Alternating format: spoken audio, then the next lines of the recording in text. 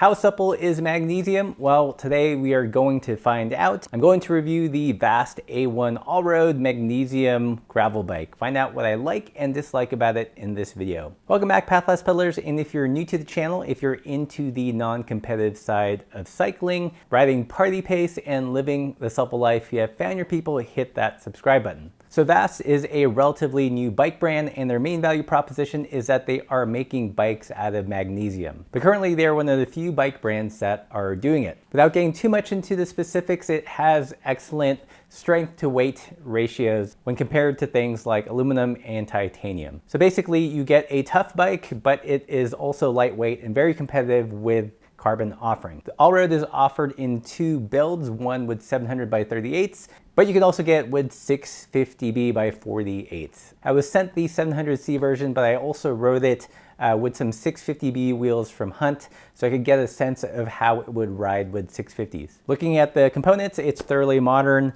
with through axles and hydraulic disc brakes. In this particular build, it is using Shimano GRX brakes and GRX levers in the cockpit. The crankset is by Praxis with 42 tooth, and the rear derailleur is Shimano GRX with an 11 to 42 tooth cassette. So the bike does have one-to-one gearing, which is fine riding unloaded and in not super mountainous terrain. But I, of course, would have preferred slightly lower gearing. The fork is carbon and it has eyelets for putting on bottle mounts for extra hydration. And surprisingly, on a bike like this, it does have eyelets for rack and fenders. Although it doesn't have eyelets on the seat stays, you will have to use something like a seat collar with rack mounts on there if you do want to put a rear rack on that. So it's a pretty standard build, nothing too crazy. And on our scales, the size small with their 700C wheels and tires, it weighed in just under 20 pounds. And when I swapped in the Hunt wheels and Sendero 650B by 48s, the bike tipped the scales at 20.8 pounds. So overall, a pretty lightweight bike. Both the 700 and 650B build cost the same price at $2,500. So enough of the boring stuff. How does this bike actually ride? Well, in terms of geometry, I felt like it had a pretty typical endurance road geometry. I don't have the exact trail number because they don't include the fork offset on their geometry sheet, but my guess would be it's somewhere in the 60s, lower 60s, mid 60s. So generally pretty neutral handling in the front. In terms of the rear of the bike, it does have short chainstays. That's aided, of course, by the drop drive side chainstay, which allows a short chainstay, but still maximizing tire clearance. So the chainstay in the rear is 425. Overall, this makes for a pretty lively feeling bike. It goes when you hit the accelerator. It climbs pretty well because of its low weight. If you're the type that likes to stand and climb and really throw your bike around, it's super fun doing that. The bike just turns over really naturally and flies up the hill. I think in terms of riding gravel, I did prefer the bike more in 650B. You just had a lot more suspension than the 700 by 38 and also more traction, which was important when you're climbing the steep and dry, dusty stuff and also descending it. And speaking of descending, I think this is where the bike is a little bit of a mixed bag. On paved descents, it handled beautifully like any typical endurance road bike. However, on steep and rocky stuff, that very forward road position just makes the bike feel a little bit twitchy overall. Not that you can't do it, but it does keep you on your toes in terms of handling. I think with the 700 by 38s, it just felt like a slightly more capable road bike. And with the 650s, I think personally it was more fun just because you could take it on rougher terrain without getting beat up. You get more traction, you get more suspension,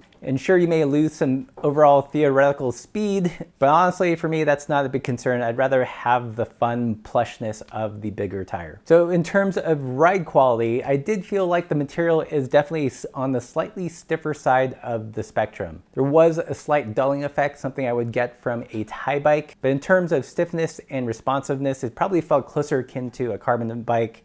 It definitely doesn't have the springiness of some thin-walled steel bikes. So I think in some ways, if you want the lightweightness of a carbon frame, but for whatever reason you're sketched out and you want it in alloy, then this might make a good kind of lateral replacement. This particular type of magnesium is A-Lite Super Magnesium, which is supposed to be as corrosion resistant as aluminum. Corrosion apparently was a big problem with older magnesium bikes, and supposedly they have solved that problem with this iteration of magnesium. And in addition, it has something called a PEO surface treatment, which adds a thin layer of ceramic to the surface. Of course, all that stuff I can't test personally. I've not had the bike long enough and ridden it through wet and rainy conditions to make any big statements about whether or not it is corrosion resistant or not. You're gonna have to take their word for that. So what are my likes and dislikes? I love the nice and peppy handling.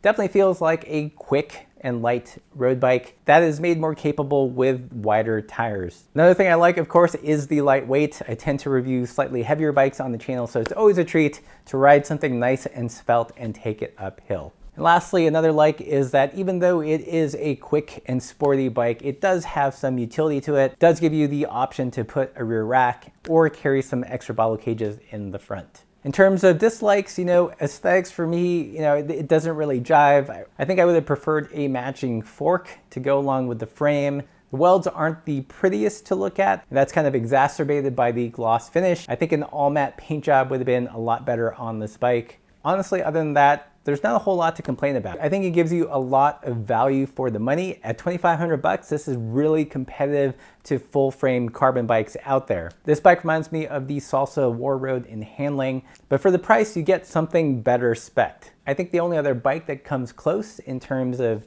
handling and value and componentry for the price would be the Thesis OB1, but that is a complete carbon bike and it comes in at $3K. This bike also reminds me of the Midnight Special, albeit a little bit more upmarket, a little bit more lighter, and doesn't have those funky dropout things. But in terms of handling, very similar to the Midnight Special. I think if you're looking for a road bike that is a little bit more capable, that you can take on gravel roads and some light trails, but still maintain that quick and nimble and zippy road bike feel, then this bike is for you.